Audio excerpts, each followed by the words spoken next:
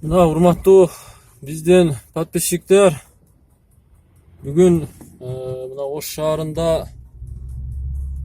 жекшемби күнү Ош шаарынын көчөлөрү аябагандай таза жана бош десек болот.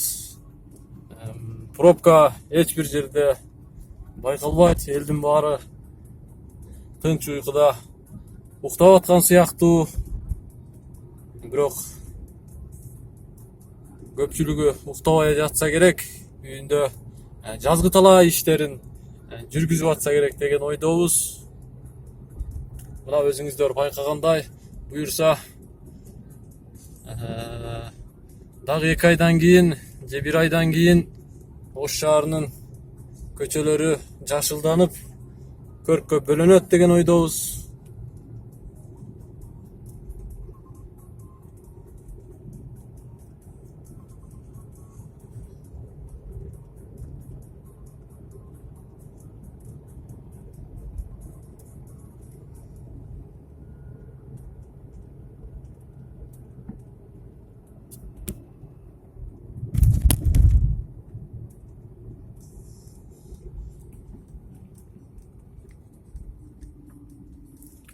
Мына бирөө пресс жүктөп кетип атат.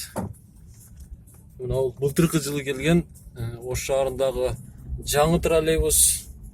Европанын реконструкция жана өнүктүрүү банкы каржылаган. Мына Ош шаарындагы эң белгилүү жана ашы даамдуу Дархан чайканасы. Бул жерде өтө клиенттердин саны көп. Андан өтө турган болсок, мына бул парктагы былтыркы жылы оңдоодон өткөрүлдү. Мына Татан соода борборуна жакындап калдык азыр. Татанда мынантип жаңыдан оңдолуп, ал жерге Dolce Vita деген чоң ресторан бар ачылды. Ал да жакшы иштеп атат. Татан соода борборунун азыркы аты Датка соода борбору болуп өзгөрүп калган.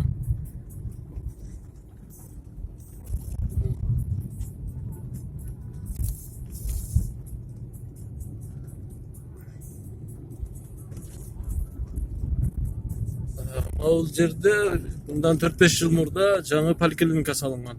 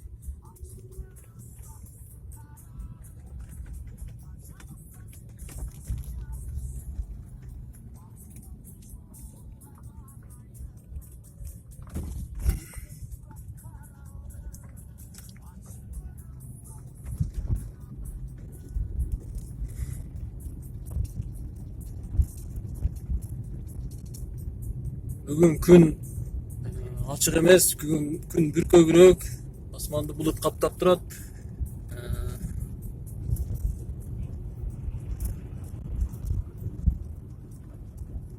85-97 стрими өтө катып өттү.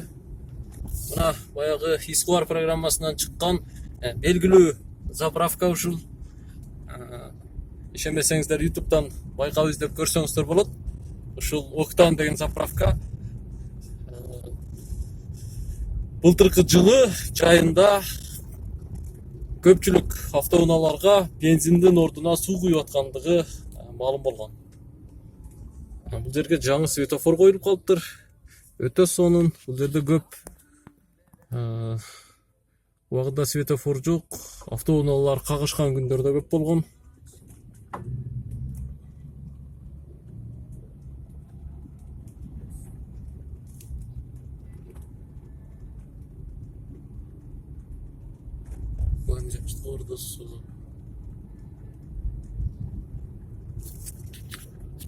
бул жолду студенттик жолдор деп койсо болот.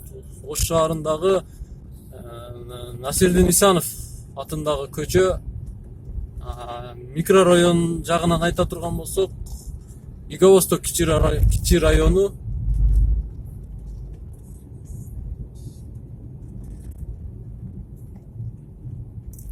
Кыргыз Өзбек университетинин аялдамасына келдик.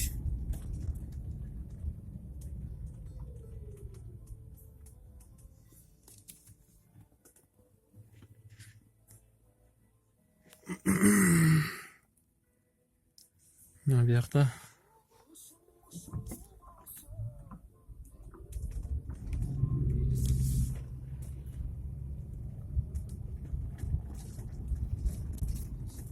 могул светофор былтыркы жылы жаңыдан салынган Ош шаарынын дагы бир жаңы көпүрөсү. Тиги жака чыгып кетет. Анакта Төлөйкөн айылынын жолуна кошулат. Мындайча айтканда, төрөт үйүнө алып баруучу жол. Же болбосо резиденцияга өтө турган жол. Ушул жол былтыркы жылы салынган.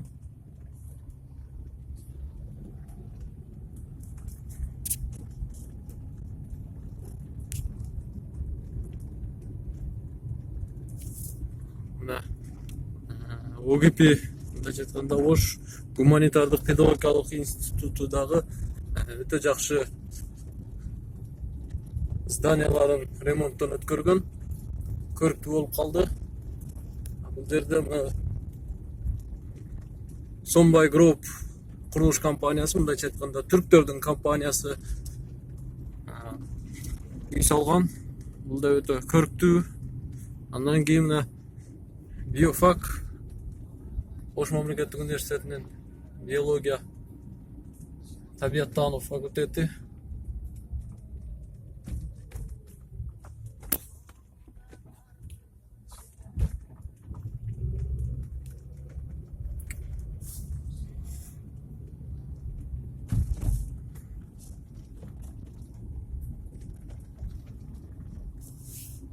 Бул жакты карай турган болсок, Ош мамлекеттик университетинин бир канча факультеттери, медициналык борбору ушул аркыбетке салынган. Бул Ош технологиялык университети. Технологиялык университет дагы мындай сырттары боёлуп, көрктүү болуп жасалып калган. Бул троллейбустун акыркы конечкасы, мындайча айтканда, айлампасы.